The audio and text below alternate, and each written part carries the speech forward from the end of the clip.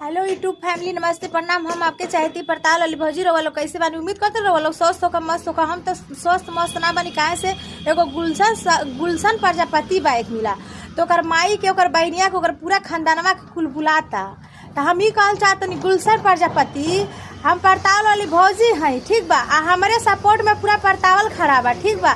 अपन जगह के पता बता दो बाबू। हम पूरा पड़तावल के 10 साल से लेके 60 साल तक सब एकदम ठंडी में एकदम बेखलाइल बा, केहू के मिलत ना बा कुछ। हाँ, तो अपने घर के पता बता दो बाबू गुलशन प्रजापति कि हम 4-5 गो ट्रक रिजर्व करे पड़ी तार घर में आवे खातिर। इतना लोग, इतना लवांडी, इतना बुढ़वा जौना सब बेकल बा लोग ठंडी में है। तो घर के पता दा तार बिटुओ के, तार दादियों के, तार अजियों के, तार माइयों के और तारिया पिछवाड़ा ठोकिया सब। इतना दम बा पड़ताल वाला लोग में, ठीक बा।